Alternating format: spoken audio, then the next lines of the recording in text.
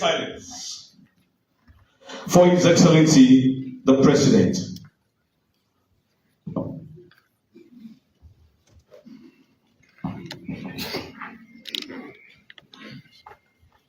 The Honorable Vice President, the Right Honorable Speaker of Parliament, Honorable Chief Justice, Madam First Lady, former Vice Presidents, the Worship, the Mayor of Freetown City, former Honorable Speaker of the ECOWAS Parliament,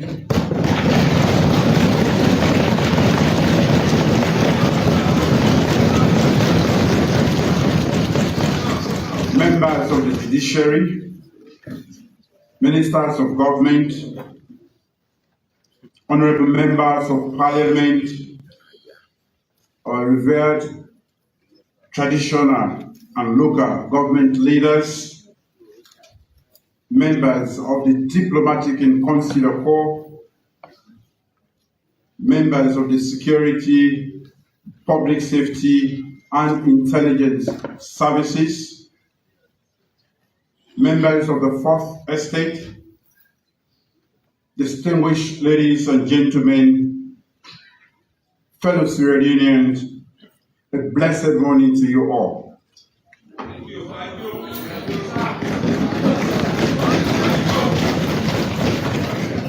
Mr. Speaker, honorable members, today as we inaugurate the second session of the 6th Parliament of this great Republic of Sierra Leone, we stand united in pride and honor.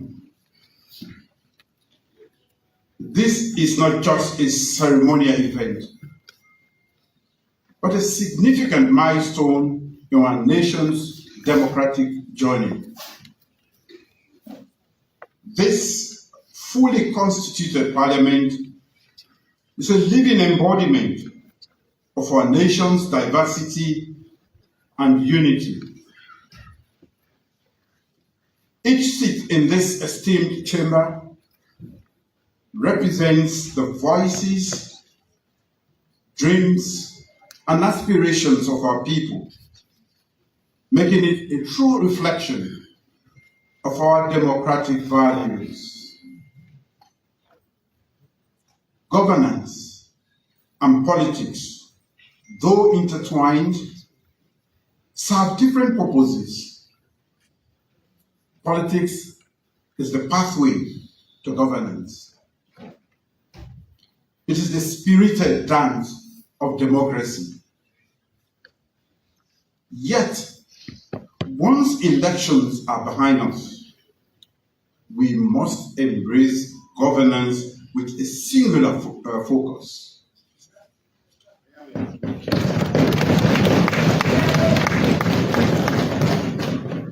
If we allow politics to overshadow governance, we fail not only as politicians, but also as custodians of our nation's future.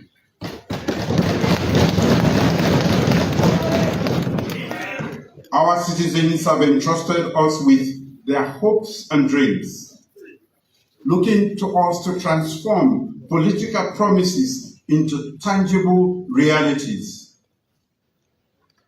I'm heartened by your collective decision to engage in meaningful dialogue despite our differences. This gathering exemplifies the power of redemptive goodwill and our shared commitment to the peace, prosperity, and stability of our beloved Sierra Leone. I'm particularly pleased that the historic Gender Equality and Women's Empowerment Act I signed into law last year has realized our national aspiration for women to be significantly represented in Parliament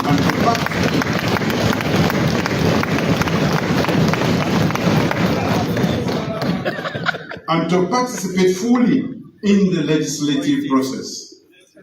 This is a significant milestone in our journey towards an inclusive and equitable society.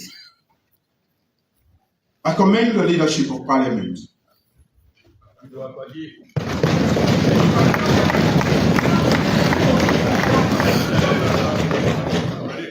The leaders of political parties and the representatives of paramount chiefs for their mutual respect and shared vision in conducting legislative affairs. Together, we can work towards a brighter, more peaceful and prosperous future for Sierra Leone. I extend my heartfelt thanks to the African Union, ECOWAS, and the ambassadors of the United States of America, United Kingdom, and the European Union, whose unwavering support of our locally led dialogue has been instrumental in our journey towards peace and stability. Your support has been instrumental in our journey towards the peace and stability that we enjoy. Thank you.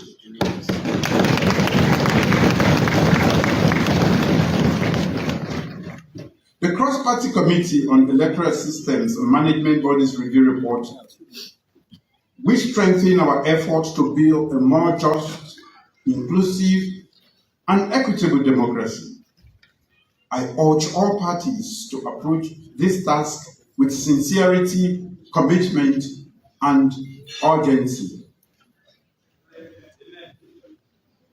I'm profoundly grateful to the Independent Commission for Peace and National Cohesion, the Political Parties Regulation Commission, the National Commission for Democracy, the National Commission for Democracy, and the Interreligious Council, the leadership of the two major political parties, the APC and the SLPP, and all national stakeholders. Your dedication to peaceful and constructive engagement has helped ease political tensions and advance our shared national interest.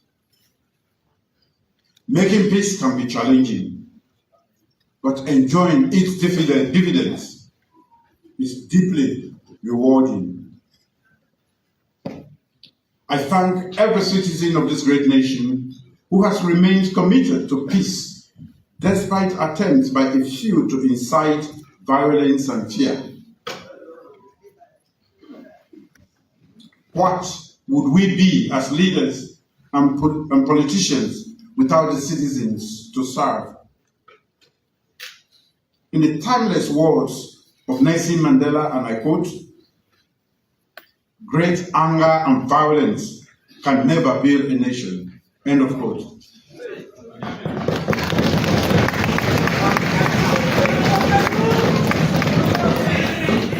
As politicians, we must emulate the courage of our people who have resisted division.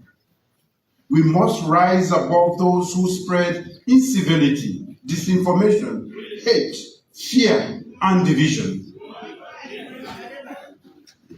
Turning to one another with empathy, compassion, and respect for our diversity is the only way to maintain our place among the top 10 most peaceful countries in Africa. And as a global leader in religious tolerance.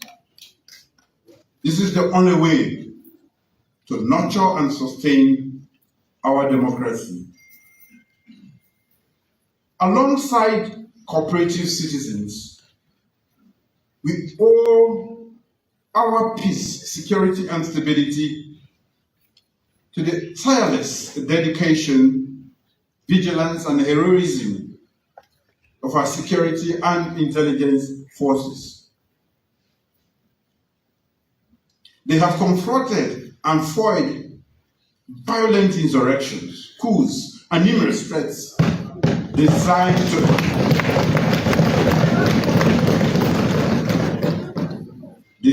to destabilize our nation. we will never forget the sacrifices of those who have paid the ultimate price to protect our democracy. Their firm dedication to defending our democracy and ensuring the safety of every Sierra Leonean is truly commendable. Our national security architecture is better coordinated, and early warning and response mechanisms are now more proactive and robust.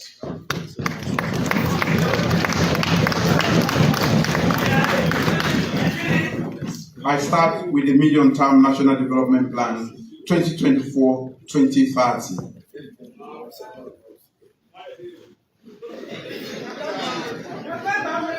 Mr. Speaker, honorable members, no government can succeed without concrete and implementable medium and long-term goals meticulously designed to address the unique needs of its people and reflect their realities of the time. Even the best laid plans can encounter obstacles, but with such foresight, a nation remains vulnerable to the unpredictable challenges of our globalized world. For a relatively small country like ours, it is imperative to possess a clear vision that shades us from the shifting winds of circumstances. This underscores the importance of Sierra Leone's medium-term National Development Plan 2024-2030, launched on January 30th, that transcends local aspirations and aligns seamlessly with global ambitions for a more developed and equitable world. The plan serves as a comprehensive blueprint of transformative acceleration in critical areas such as food security, human capital development, and job creation. It guides our journey towards sustainable development and the achievement of the United Nations Sustainable Development Goals by 2030. Furthermore, it harmonizes with the African Union's Agenda 2063. Our commitment to this plan is reflected in the earnest efforts we have already undertaken. As I share our key achievements over the past year, I invite you to view them not merely as statistics, but as milestones in our journey towards a future where our citizens are live a more dignified life, and Sierra Leoneans stand proud and resilient on the global stage. Let our National Development Plan and its implementation be a testament of our collective ambition and a guiding light for the prosperous nation we are building together. Mr. Speaker, honorable members, as I outline some notable achievements of my government's National Development Plan, a more comprehensive report has been laid to this House for your consideration. I will start with agriculture and food security. Mr. Speaker, honorable members, agriculture and food security are the cornerstones of a nation's stability and prosperity. Without the ability to feed our people, we risk sitting atop a volatile precipice poised for unrest and turmoil. The adage, "A hungry man is an angry man," holds profound truth, highlighting the direct link between food scarcity and national security. In my address to this esteemed House last year, I emphasized that prioritizing investment in agriculture can mitigate food price volatility, enhance our resilience to external shocks, and advance our journey towards food self-sufficiency. Increasing investment in the agriculture sector has the power to create jobs, reduce dependency on essential food imports, boost export earnings from cash crops, and catalyze sustainable economic growth. This investment is a safeguard for national security and a vision for a prosperous future. As we prioritize feeds alone in our new medium-term national development plan, our vision for a robust food production system is private sector-led, transforming every aspect of our agricultural food value chain. My government has focused on addressing key constraints such as finance, soil fertility, water management, mechanization, quality seed input, infrastructure, and the deployment of technology and research to boost agricultural productivity. Since the launch of the Feed Salon program in October last year, we have made the following strides in collaboration with international partners and non-governmental organizations. 1. Expansion of rice production. We have expanded rice production areas to include inland valley swamps, irrigated fields, and mechanized services to expedite land preparation. 2. Mechanization of the value chain.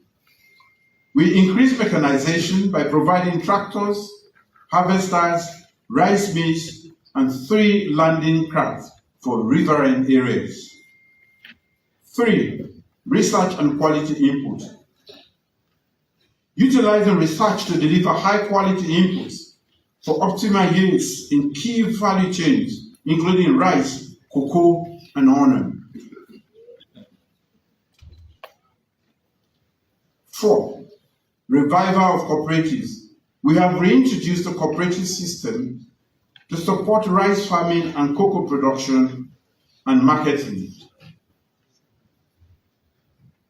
5. Development of agribusinesses. We supported the establishment of the first cocoa processing factory, a sardine factory using local ingredients, a cashew processing factory, and a local scale egg production and poultry hatchery. 6. Establishment of agro-industrial hubs. We have created hubs in key rice production areas, rehabilitated markets, replaced hand-drawn ferries with bridges, and constructed a dike and 35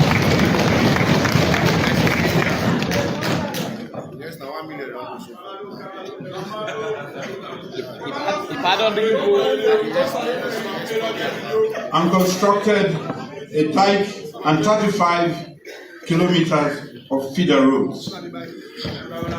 7. Support to Armed Forces Agriculture. We enhanced the Armed Forces Agricultural Unit with machinery, high-quality inputs to scale up rice production. 8. Financial instruments for agriculture. We tailored financial solutions such as community banks, $10 million United States agriculture credit facility at 10% interest rate.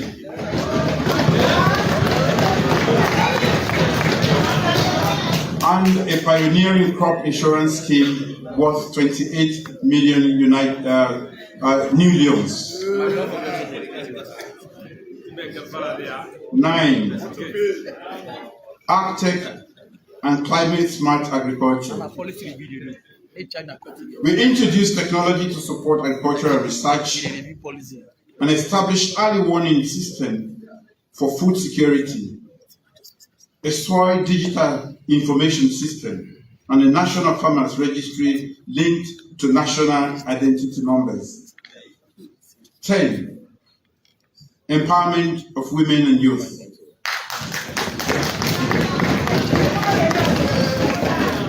We expanded the participation of women and youth in agriculture, particularly in post-production rice processing. 11. Improved farmer earnings. We launched a pilot outgrower scheme in Cambia district to increase the production, processing, marketing and distribution of locally produced parboiled rice.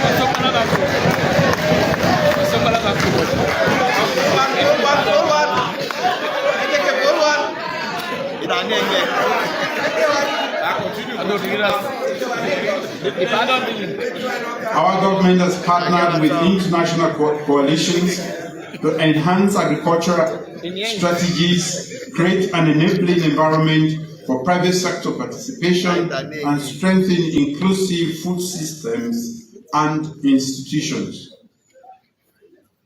Sierra Leone currently co-chairs the Alliance of Champions for Food Systems Transformation.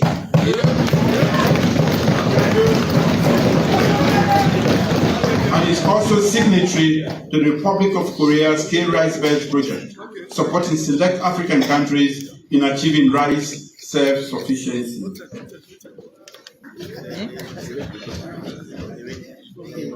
I come to human capital development, education and skills training. Honorable Speaker, members of Parliament, beyond feeding our population, we must enrich their lives and equip them to achieve their utmost. Human capital development is a profound commitment to our people's well-being and future. Over the past 6 years, my government has significantly increased funding for basic education, technical and vocational training, and higher education. Our achievement in education financing, legislative reviews, governance reforms, inclusive tuition-free access, student retention initiatives, gender parity, STEM education, teacher training, and student learning outcomes have garnered international acclaim from our development partners and the United Nations Secretary General.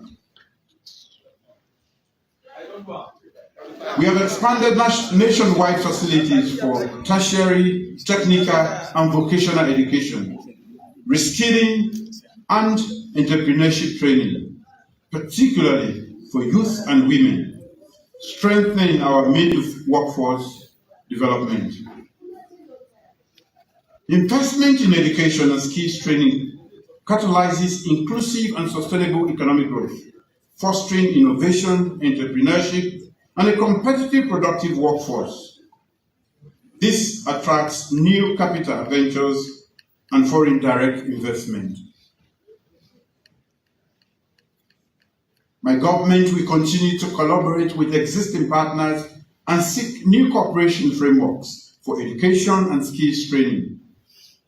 Measures to this end will be presented to this House in due course. Human capital development, healthcare. Mr. Speaker, honorable members, our commitment to affordable and quality healthcare aligns with the global call for universal health coverage. Building on the successes of the past 5 years, we have leveraged health financing through partnerships with the World Bank, Global Fund, and FCDO, among others, implementing schemes to reduce patient out-of-pocket costs.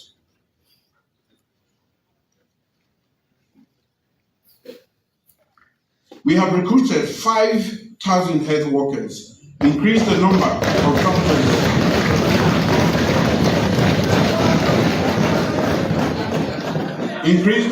doctors, to over 600, and invested in capacity building to improve healthcare efficiency.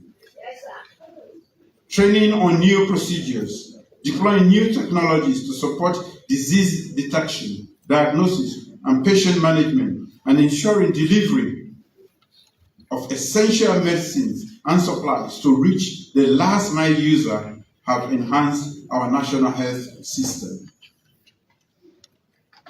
The public-private cost recovery pilot scheme and mobile medical services through hospitals on wheels have further reduced the health cost for patients. A partnership with Mercy Ships have provided 5,000 free surgeries to trade unions, and other public-private sector projects are ongoing. On a clap.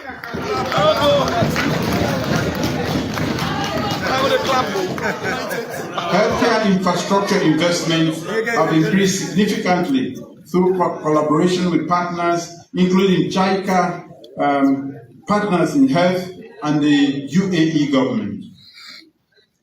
We are rehabilitating 16 government hospitals and have completed a new hospital in Jujima, 110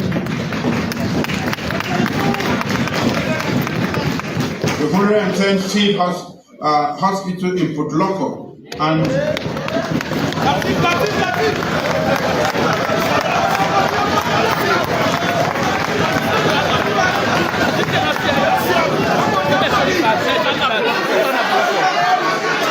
the 142-bed Julius Mader Pediatric Center of Excellence in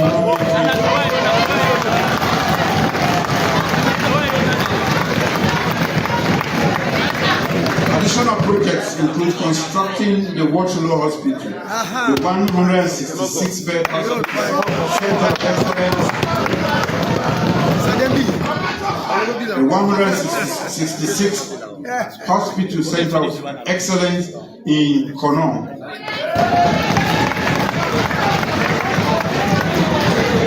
a new midwifery school in Kedema, therapeutic oxygen plant, regional labs facility, the rehabilitation of the obstetric fistula operating theater in Bo, and installing solar electrification at 6 hospitals and 200 peripheral health units. Sierra Leone has met the 80% global standard for special care baby units in every district, with survival rates at these facilities at 87%. Special care baby units will soon be extended to the remaining 2 districts of Karine and Falaba.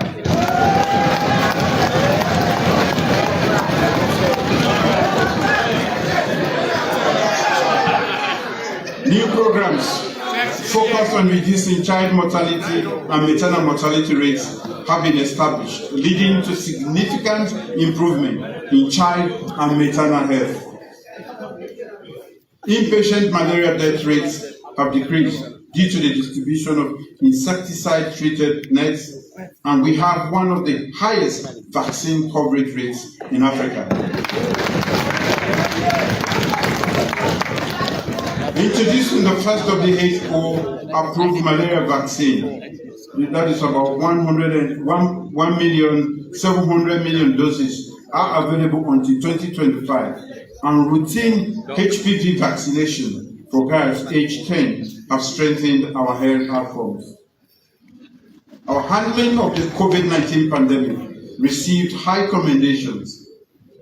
To build on this, we have established the National Public Health Agency to coordinate global and regional partnerships and lead prevention, responsiveness, surveillance, diagnostics, and vaccines for epidemics.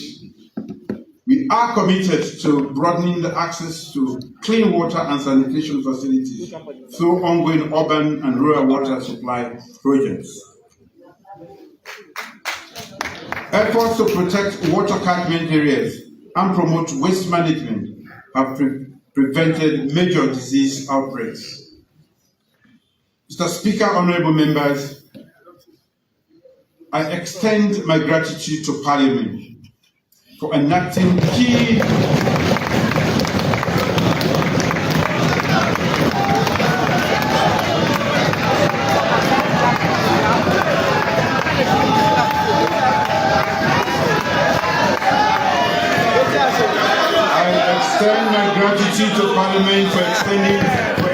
enacting key legislative changes,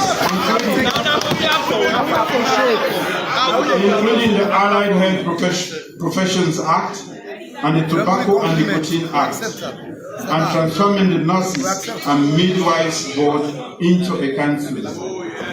These measures advance our government's healthcare initiative.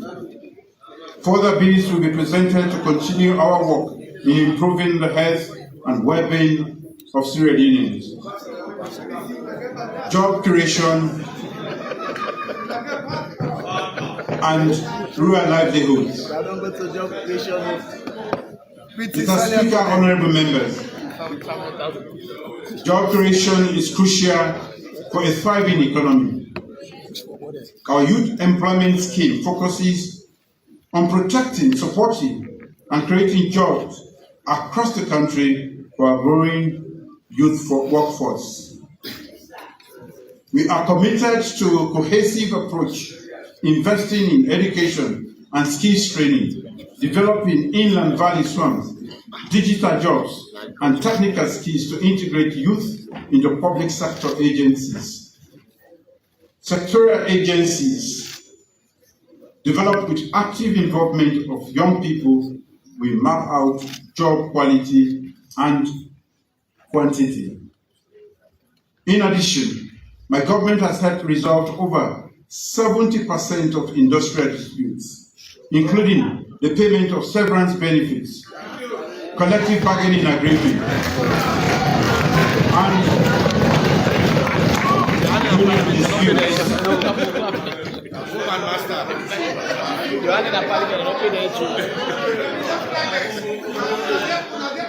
We have reinforced these actions by enacting and proposing new legislation, including the Employment Act 2023 and the Work Permit Act 2023.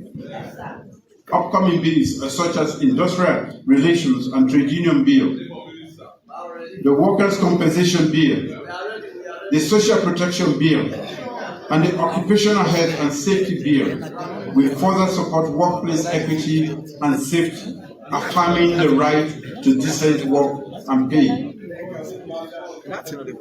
The Sierra Leone Local Content Agency fosters market and job linkages through supply market development programs, tailored civic schemes, dedicated made in Sierra Leone shares in retail outlets, and bookkeeping and entrepreneurship skills training.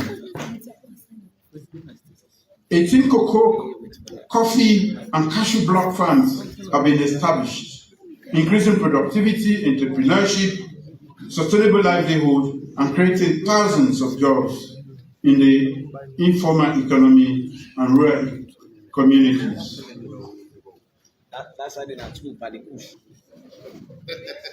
Rural livelihood. Mr. Speaker, honorable members, rural development is crucial for our nation's growth and stability. A significant portion of our farming and food production occurs in the rural communities. Rural does not have to mean poverty. By developing our rural areas, we can alleviate the burden on cities and ensure even greater growth across the country. We have invested in rural roads, bridges, markets, and social infrastructure across 5 regions to create safe farm-to-market channels, facilitating farming port delivery, and ensure quicker access to medical and essential services. My government will continue introducing measures, policies, and agreements to boost rural economic activity, support livelihoods, and enhance the quality of life for all Sierra Leoneans. Infrastructure development and technology. Mr. Speaker, honorable members, my government views infrastructure investment as essential public good, catalyzing inclusive, sustainable, and resilient economic growth. I'll start with energy infrastructure. Accessible, reliable, and affordable energy is critical for economic development. Recognizing this, we have reformed the energy sector and expanded the country's electricity infrastructure.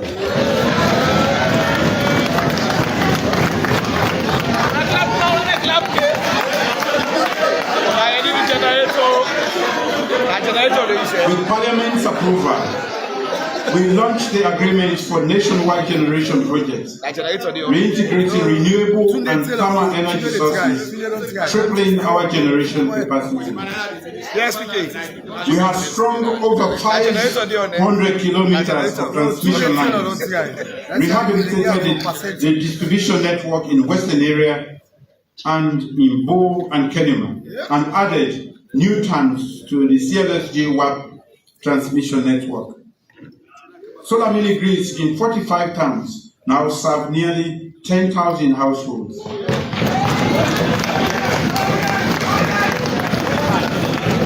200 health facilities and libraries are powered by off-grid solar systems. The feasibility studies for the northern and the southern transmission corridors are complete, and further measures will be presented to this House. Road infrastructure. Road infrastructure connects economic centers and promotes service delivery to underserved areas, accelerating growth and development. Projects like the Manoa, Tompari, Matrijon, and Kendema bridges are ongoing.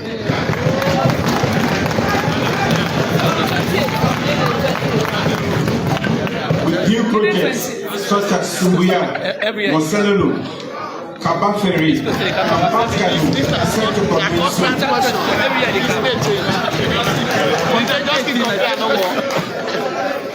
the resurfacing of urban roads in major regional centers and the operational clusters of integrated resilient urban mobility projects, including the Waka Fine buses.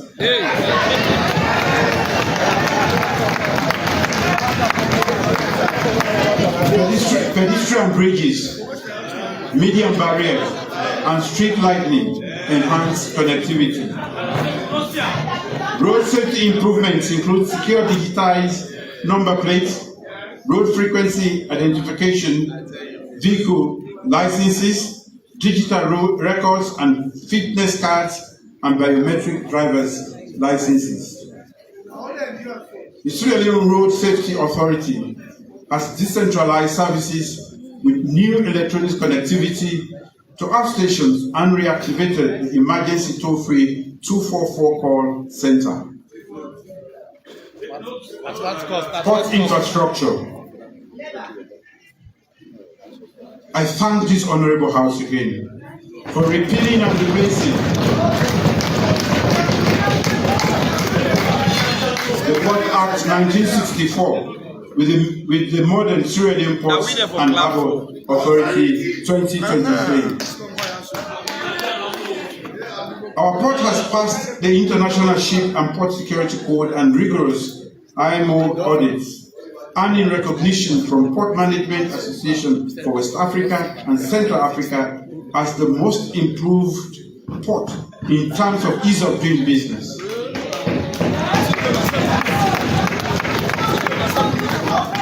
Cargo productivity and turnaround time for 2 consecutive years. Airport infrastructure. Our new international airport scored an unprecedented 72% in an international civil aviation organization audit.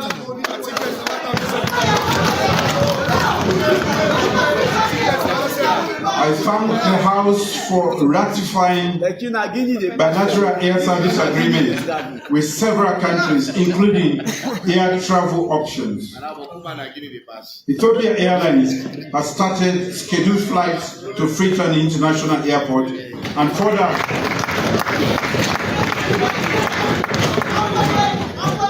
aviation sector measures will be presented to this House. Telecommunication and digital infrastructure. Telecommunications investment have improved last mile fiber connectivity, expanded new networks, increased telephone users, and narrowed the digital gap. These efforts have enhanced digital literacy and skills development, particularly for women and girls, and extended digital financial services to rural and unbanked populations, improving financial inclusion and overall economic development. The National Telecommunications Authority is working with mobile operators to extend and improve voice and data services, boosting economic activities and public service delivery.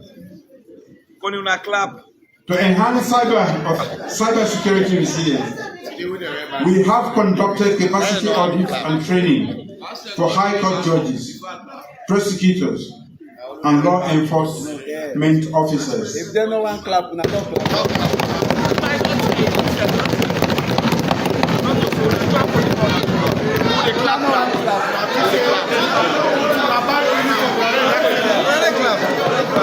We work with sub-regional bodies to establish a fully functional national cybersecurity incident response team.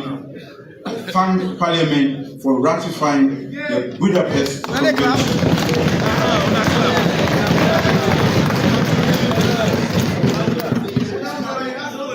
The digital transformation project aims to expand broadband internet, upgrade national telecommunications infrastructure, improve resilience and digital skills, and enhance the government's capacity to deliver digital public good services. Starlink, the world's first and largest satellite constellation using low Earth orbit to deliver broadband internet, is now available in Sierra Leone.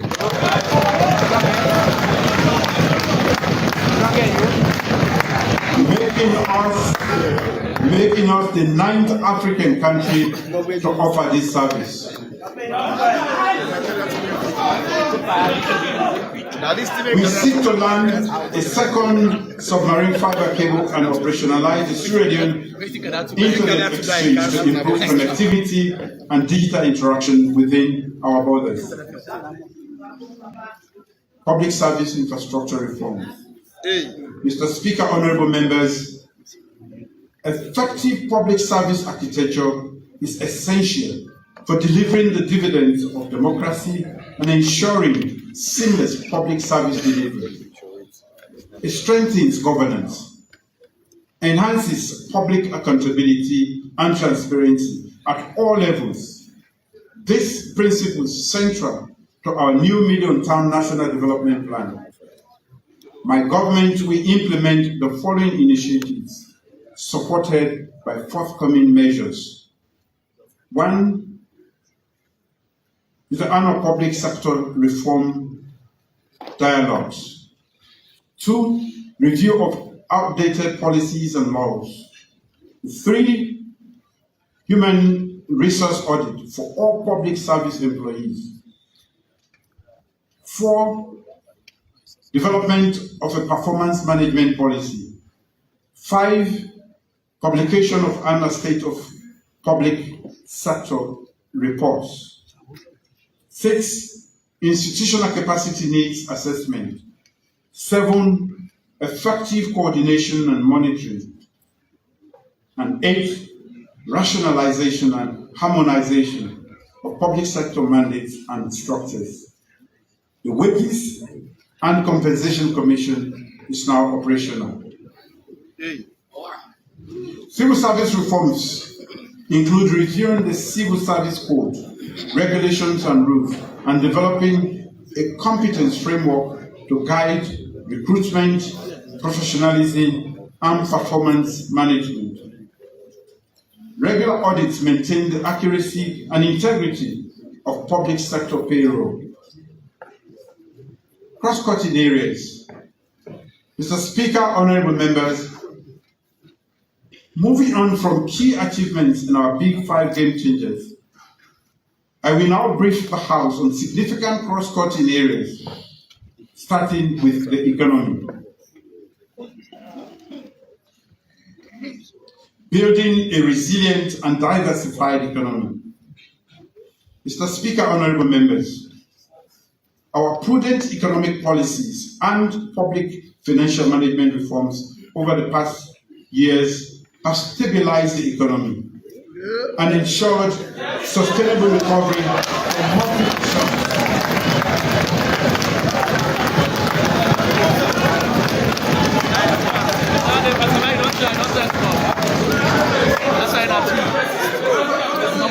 Our economy is now larger than in 2018, and we are on track for a 4% growth rate in 2020.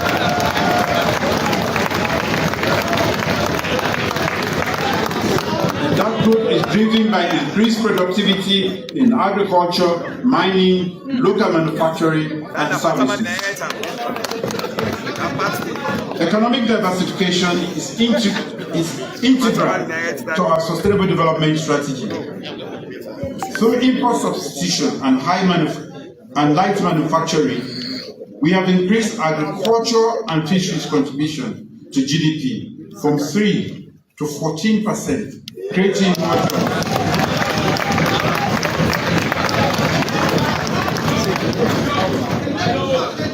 Sierra Leone is now a net exporter of vegetable oil to the ECOWAS market and produces a variety.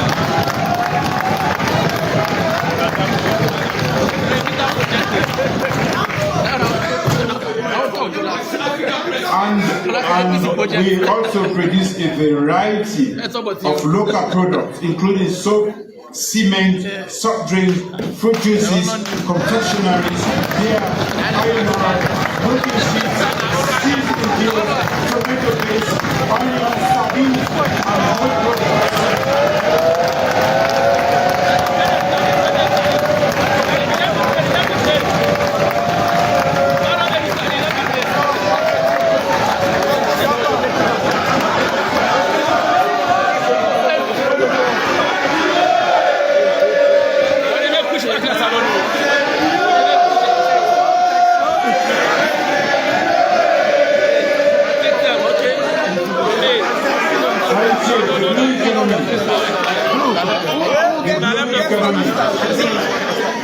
In the fishing sector, we have exceeded revenue targets. Curbed illegal fishing, protected fish stocks, and improved export certification. We will develop commercial aquaculture systems, increase fish production, and create more jobs for women and youth in rural areas. The fish harbor investment is critical for our economy, generating billions of leons and stimulating related investments.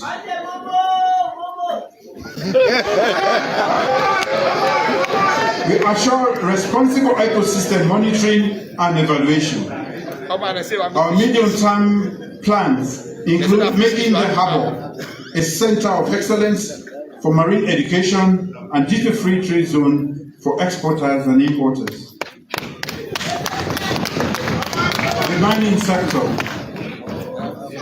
Adhering to international environmental, social, and governance best practices, local mining companies now benefit from significant payments. Local mining communities now benefit from significant payments, including surface rent and community development.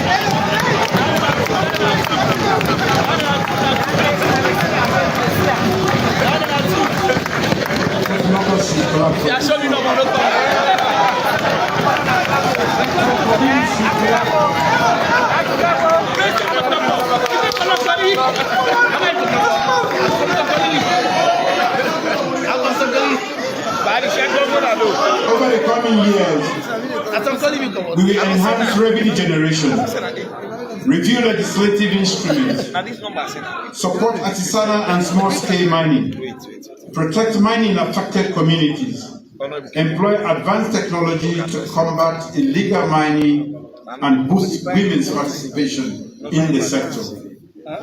Domestic revenue mobilization. Mr. Speaker, honorable members, our medium-term revenue mobilization strategy is improving domestic revenue collection, exceeding targets in 2023 and the first half of 2024. Prudent expenditure management has reduced the budget deficit. We maintain fiscally responsible and sustainable debt levels. Inflation declined from 55% in October last year to 32% in June 2024.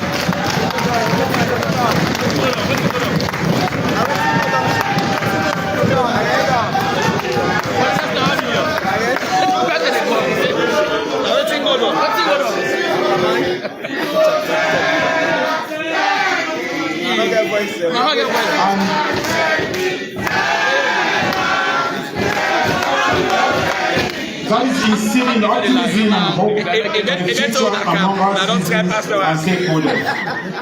The Leone has stabilized and appreciated against major currencies.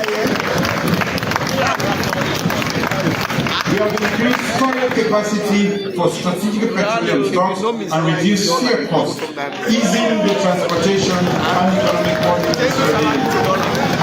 These efforts demonstrate our commitment to building a resilient and prosperous economy.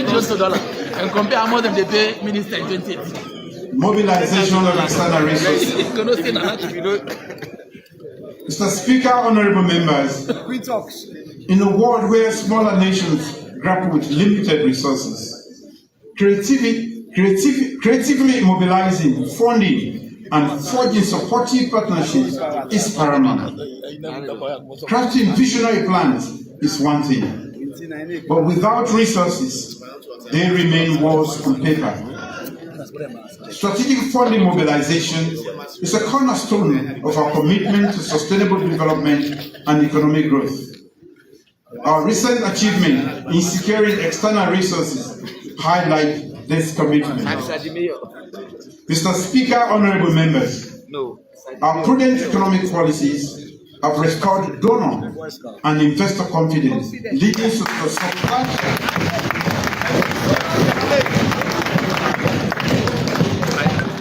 substantial support from the International Monetary Fund and the World Bank. In November 2023, we successfully concluded our previous IMF program, meeting all benchmarks and securing over 200 million United States dollars. That is essential for delivering services and mitigating external shocks.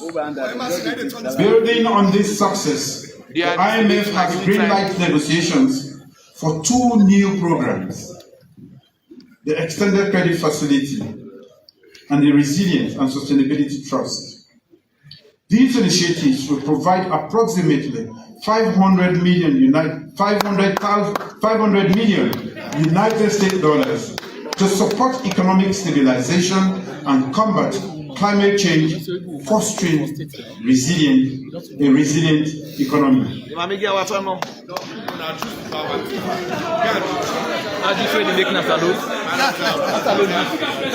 We have met the fiscal and monetary targets required to continue these negotiations, with final approval anticipated in October.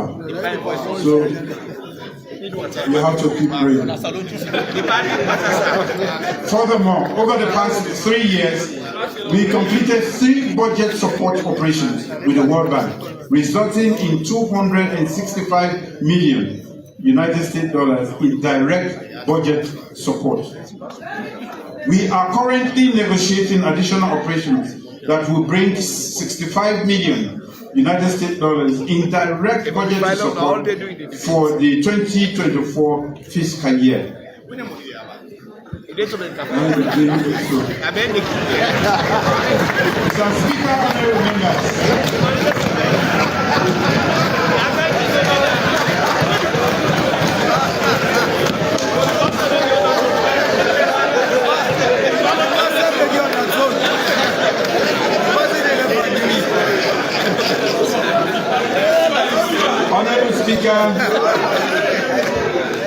Mr. Speaker, honorable members, in June, I co-chaired an investment roundtable on renewable energy and food security for Sierra Leone in Vienna, Austria, in conjunction with the OPEC Fund for Development and the Arab Coordinating Group.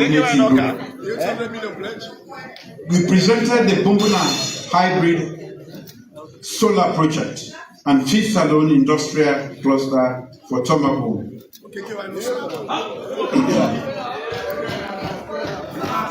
I'm pleased to report that our partners responded positively, pledging $800 million United States dollars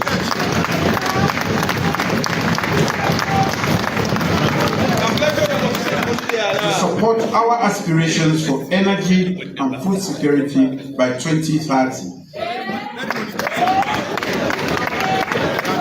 The pledges include the OPEC Fund, $250 million United States dollars, Badia, $250 million United States dollars, IFAD, $90 million US dollars, Africa 50, $130 million United States dollars, and the Qatar Fund for Development, $80 million United States dollars.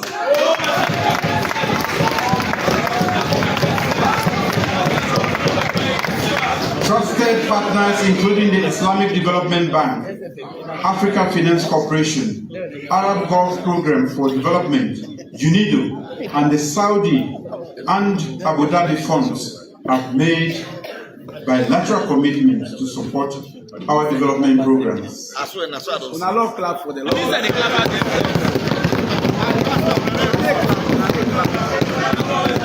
The minister they clap personal. The clap personal. We are not happy for the Sipono now.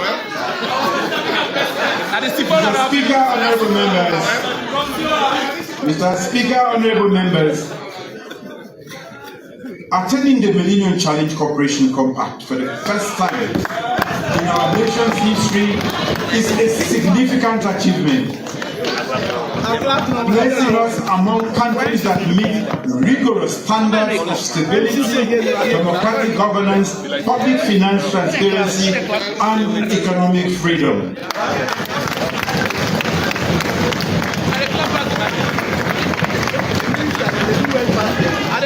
The MCC provides grant funding for large-scale infrastructure projects, reducing fiscal pressure, allowing for increased investment in social goods, and signaling Sierra Leone as a prime investment destination.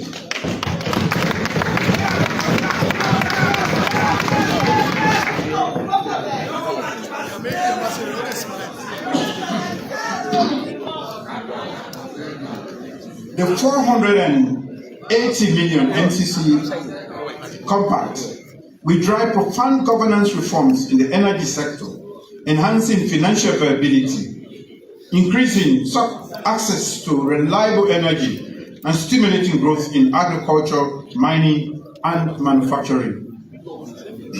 MCC investments will create jobs and new income streams for Sierra Leonean businesses. Governance, human rights, and justice reforms. Mr. Speaker, honorable members, justice and transparency forms the bedrock of a stable, prosperous society. Corruption erodes the soul of a nation, entrenching systematic injustice and lasting consequences. As stewards of this nation, we must embody the rule of law, ensuring that justice and transparency guide our every decision and action. My government has consistently scored high marks in international anti-corruption indicators,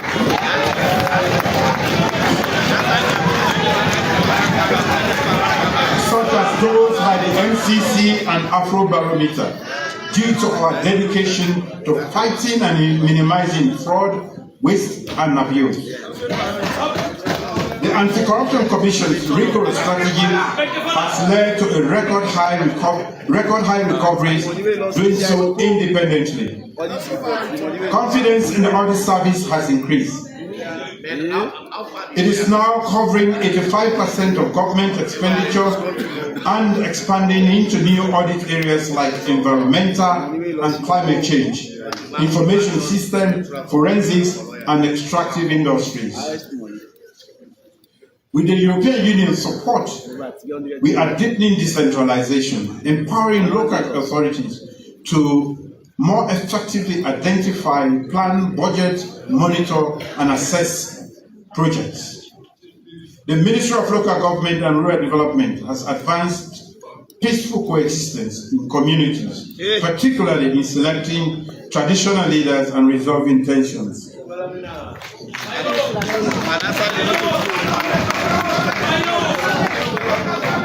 The Human Rights Commission, maintaining its A accreditation and complying with Paris principles, continues to strengthen partnerships with international and regional entities. Its significant contribution to making monitoring elections have ensured oversight and a reduction in election-related violence, thereby safeguarding the democratic process. Legislation will be introduced to empower the Commission further to uphold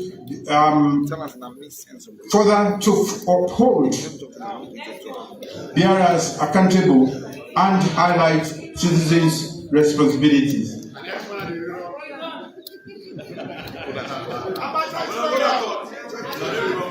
My tired for beats.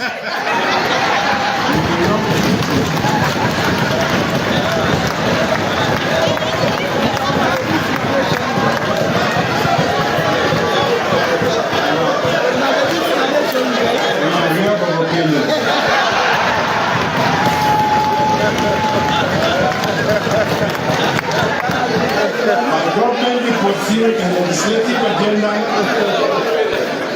addressing gaps in existing laws to ensure swift, impartial, and equitable justice.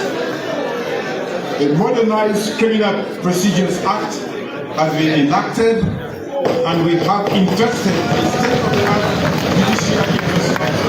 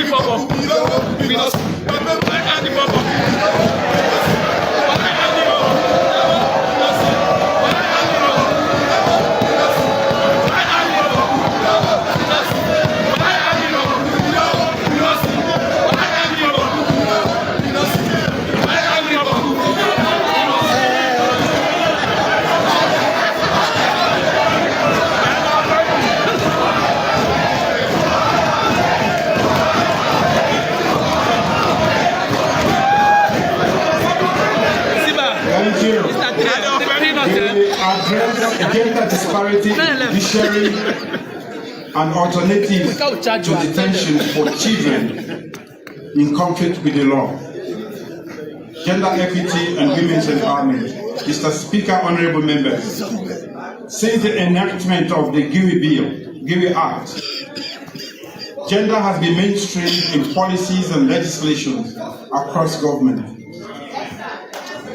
We have strengthened response strategies for sexual and gender-based violence and implemented actions for the financial inclusion and empowerment of women, especially in rural areas. The bipartisan support for the private member bill prohibiting child marriage, championed by Her Excellency the First Lady,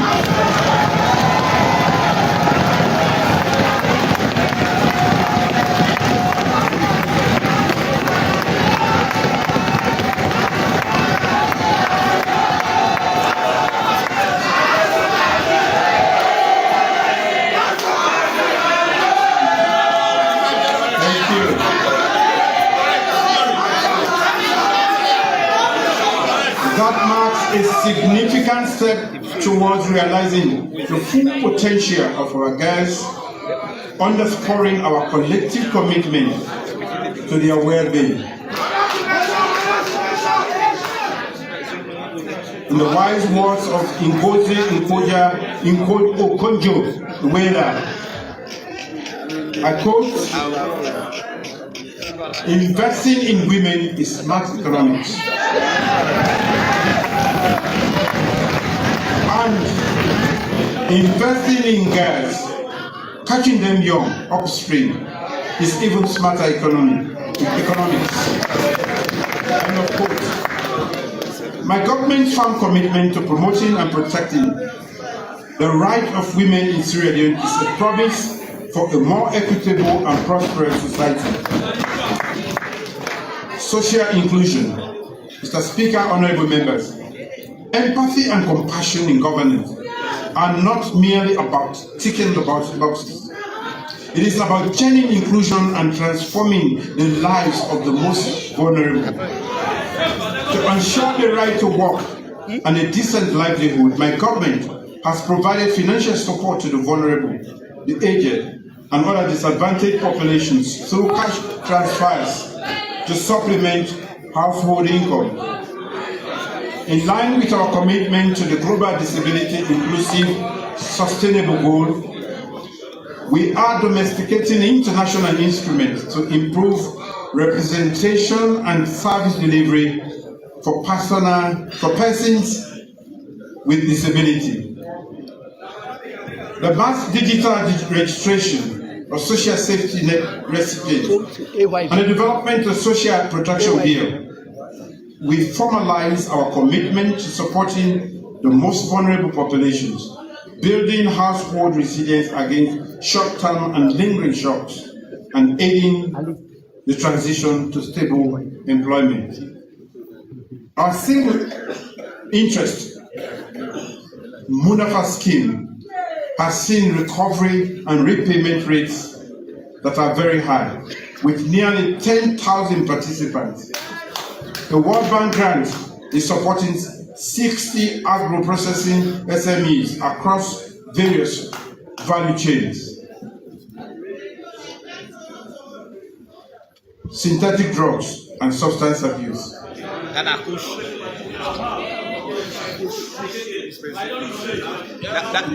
My government is urgently addressing the threat of illicit drug trafficking and addiction, particularly the rise in synthetic drug use, such as Kush, which has led to increased fatalities among our youth. We declared a national emergency on drugs and substance abuse in April and established the National Task Force on Drugs and Substance Abuse to address drugs, substance abuse through a comprehensive strategy. We will continue to enhance the psychosocial services, skills training for rehabilitated addicts, and law enforcement against illicit drug activities. Additionally, we will advance mental health care by enacting comprehensive mental health laws this year. Anti-human trafficking. Since the Anti-Human Trafficking and Migrant Smuggling Act 2022, we have intensified efforts to combat human trafficking by expanding securitized birth and death registration, civil registration, and ID management systems, as well as establishing a statelessness secretariat to reduce statelessness. Press freedom and education, and civic education. Mr. Speaker, honorable members, following the repeal of the seditious libel laws and the enactment of the new Independent Media Commission Act and cybersecurity laws, my government remains committed to supporting a free press in which no journalist is harmed or jailed for practicing journalism. Our civic education and engagement strategy will build trust and counter fake news with proactive, accurate, and timely information. Weekly press conferences are simulcast on major national media platforms, supported by our new civic education agenda and communication strategy, which provides synchronized messaging on government's Big Five agenda: climate change, environmental justice, public health, and digital literacy. Foreign policy and international cooperation. Mr. Speaker, honorable members, just as it is vital to care for the domestic affairs and ensure Sierra Leone works for Sierra Leoneans, we must also consider our nation's relationship with the rest of the world. The fate of nations is often greatly influenced by the quality of their foreign policies, which can either promote thriving economies or exacerbate suffering. Multilateralism, therefore, plays a crucial role in a country's growth and development, fostering collaboration and shared prosperity. Sierra Leone continues to progressively shape and advance its foreign policy in line with global realities and regional developments, while promoting national interests. Mr. Speaker, honorable members, mindful of recent developments within our sub-region, including breaches of constitutional order, my government remains committed to peace, security, and safeguarding the sanctity of constitutional democracy.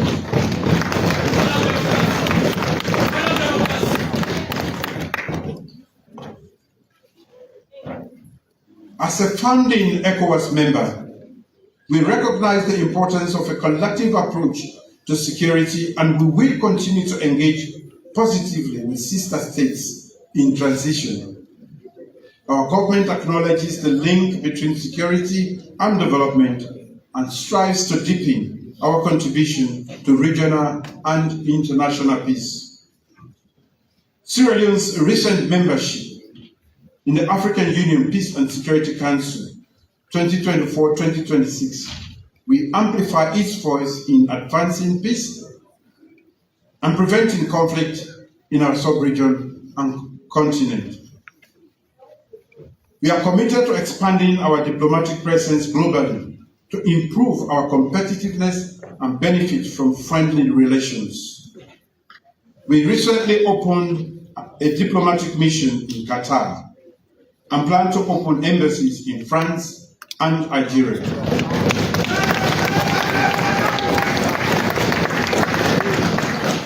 Additionally, more countries are establishing embassies in Freetown, including Iceland, Saudi Arabia, Morocco, with Russia and South Korea and Brazil expressing similar intentions. Sierra Leone at the United Nations Security Council.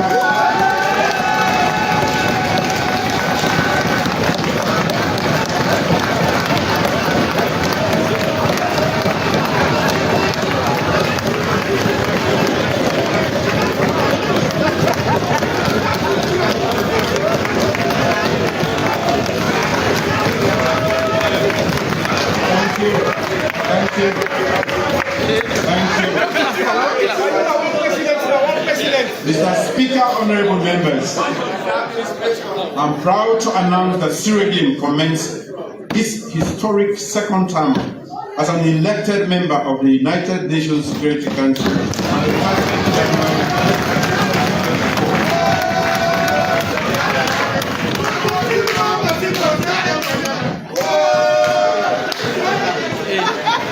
Transformation from a situation country to a principled and effective member resulted from my leadership and the concerted effort of the Ministry of Foreign Affairs and International Affairs.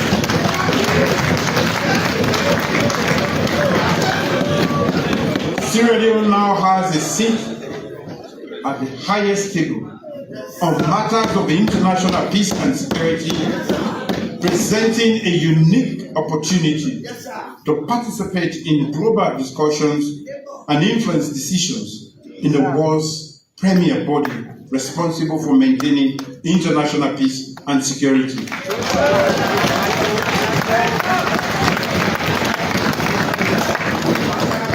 the past 6 months, Sierra Leone has pursued its priorities through partnership and effective representation. We have called attention to critical issues affecting Africa and the broader international community, advocating for peace, security, accountability, and sustainable development to address conflict root causes. Through collaborative strategies and a commitment to multilateralism, Sierra Leone has significantly contributed to the Security Council's work in coordinating the A3+ mechanism and the elected 10 members of the Council, E10.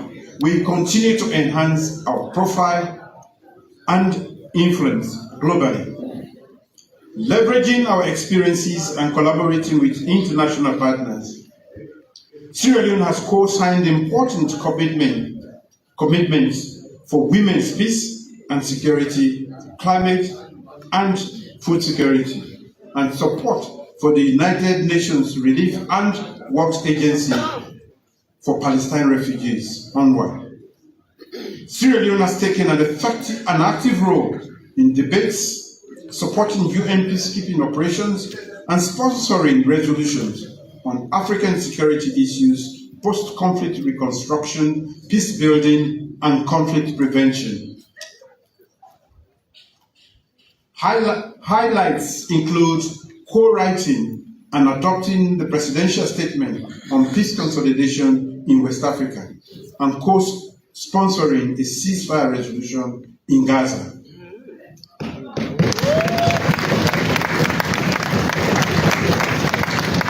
As coordinator of the Committee of 10 African Heads of State, we continue to champion the common African position on the Security Council reform and the need to rectify the historical injustice of Africa's exclusion from the permanent category of the Security Council. This month, we assumed the presidency of the Security Council.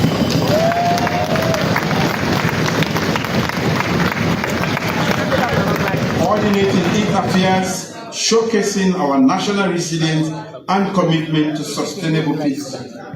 Through our efforts, we advance the agenda for women, youth, peace and security, support post-conflict reconstruction, and address climate change. Mr. Speaker, honorable members, Sierra Leone's proactive participation at the United Nations Security Council is the legacy we will bequeath. A principled and respected Sierra Leone on the global stage, which I did not get when I came to office.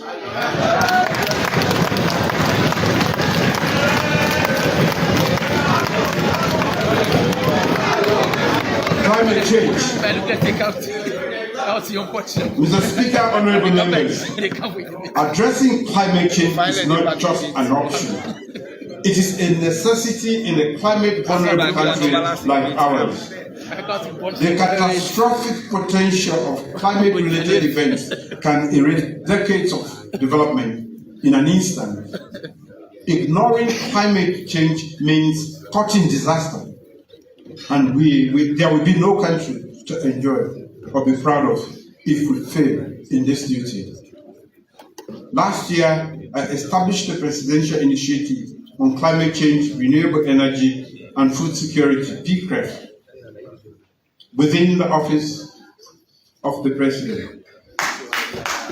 This initiative recognizes the interconnected priorities of climate change, renewable energy, and food security. PCREF aims to ensure policy coherence, mobilize international partnerships and resources, provide advocacy and support implementation across government agencies. These efforts are vital for addressing climate impact, achieving sustainable energy access, and enhancing food and nutrition resilience. Our government has undertaken significant environmental management initiatives, including sustainable forestry, reforestation, carbon sequestration assessment, and access to voluntary carbon credit markets. The Sierra Leone Meteorological Agency now provides tailored forecasts for various sectors based on real-time data. The National Protected Area Authority works diligently to monitor and conserve our natural parks and mangroves. We are also developing the National Plastics and Plastic Waste Management Bill to address the pressing issue of plastic waste. The rising frequency of adverse weather patterns driven by global climate change brings significant economic, social, and environmental risks. To combat these challenges, we established the National Disaster Management Agency, NDMA. Over the past year, the NDMA has worked with communities to assess risks and respond to disasters, developing a comprehensive disaster risk financial strategy. Further measures will be presented to this House.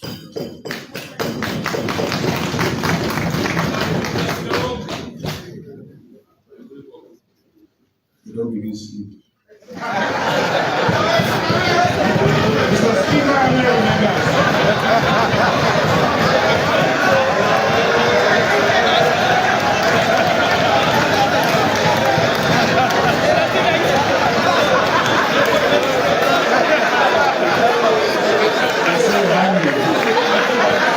Mr. Speaker, honorable members of Parliament.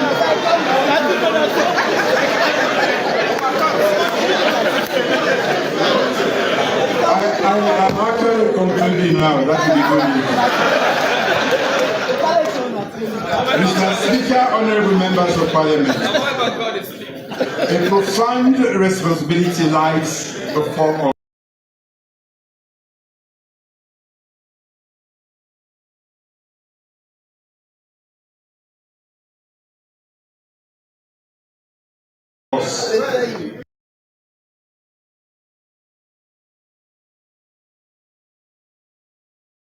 To the solemn duty of governance is not merely a transition. It is a sacred pledge to the dreams and aspirations of every citizen of Sierra Leone, or to transcend partisan divides, guide our beloved nation towards a future marked by prosperity, equity, and stability. Our medium-term national development plan is the manifestation of our collective vision.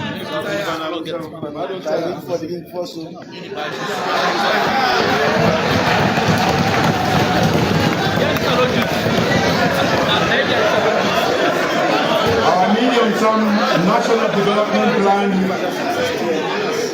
is the manifestation of our collective vision, a meticulously crafted roadmap that guides our steps towards sustainable development. Through this plan, we chart a course for economic growth, infrastructure advancement, and social welfare. The achievements of the past year are testament to the plan's efficacy and our dedication to our people's well-being. However, the realization of these aspirations demand more than plans and promises. It requires stability. A stable government ensures continuity, fosters trust, provides the fertile ground for our development initiatives to flourish. In this stability, we find the strength to tackle challenges and the resilience to weather any storm. As we turn the wheels of governance, as the executive, legislative, and judiciary branches, we must never take our citizens' faith and patience for granted.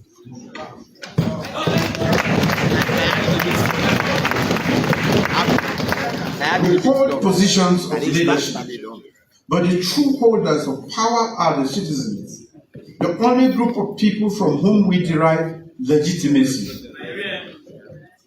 Our various positions. Our fingers must never drift away from the nation's cause. We must be both responsible and responsive.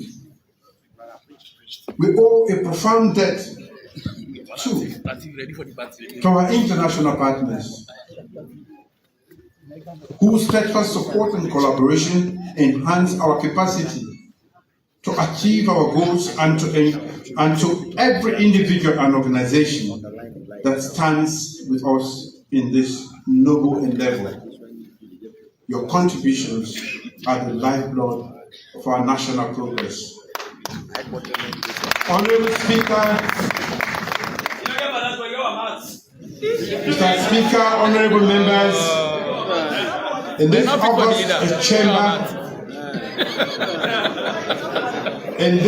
August chamber, you are both representatives of your constituencies as well as architects of Sierra Leone's future. It is incumbent upon us all to rise above the din of political discourse and focus on the greater good. The task before us is monumental. So too is our collective will. Your dedication, collaboration, and commitment to the principles of good governance are vital. Together, we can build a Sierra Leone where every citizen has the opportunity to thrive, where justice and equality are not mere ideas, but lived realities, and where peace and prosperity are the defining features of our national identity. As we move forward, let us be guided by the wisdom of our ancestors and the hopes of future generations. Let us lead with integrity, act with compassion, and govern with resolute belief that our best days are yet to come. United in purpose and steadfast in our resolve, we shall navigate the path ahead with courage and clarity. May our endeavors be blessed with success and enduring impact. May God bless the Republic of Sierra Leone.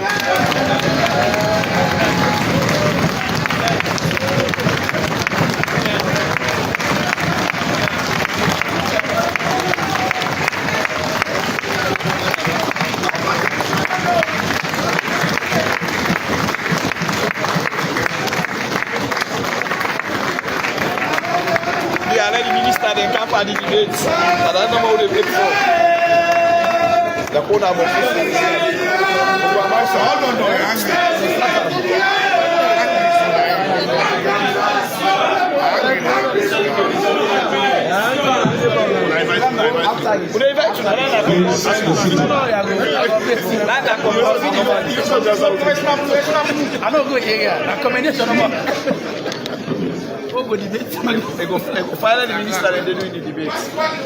Honorable Vice President, Mr. Speaker, my Lord the Chief Justice, honorable members of Parliament, Her Excellency the First Lady, ministers, deputy ministers of government, and your worship the Mayor of Freetown, Your Excellencies, members of the diplomatic corps, distinguished ladies and gentlemen, His Excellency's address will now be received and laid on the table by the majority leader and leader of the government business for a 5-day debate on a motion of thanks to His Excellency the President. Bandmaster.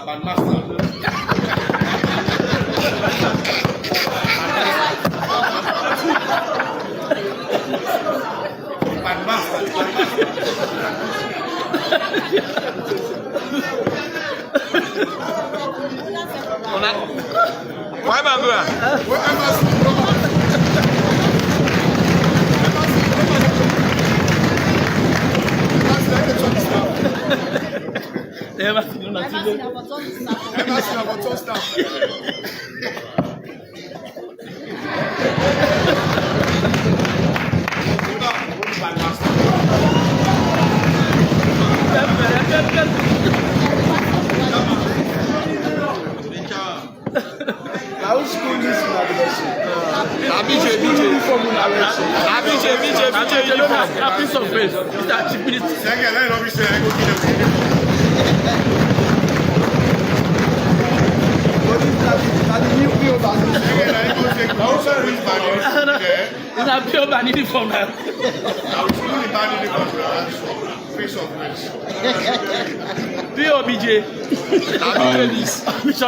I wish to thank the majority leader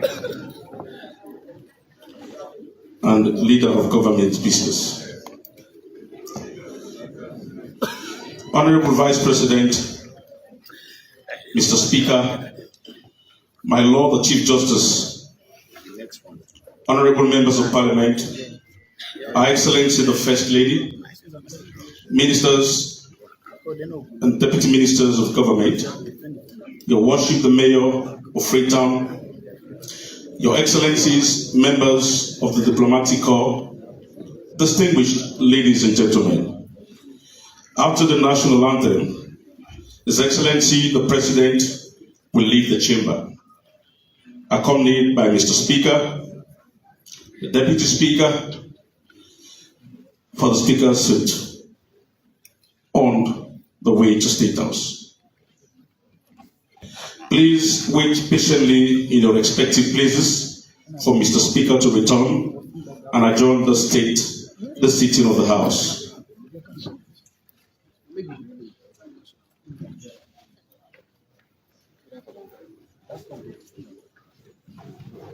Shall we rise, please? Wait a second. Can I sit on the staff?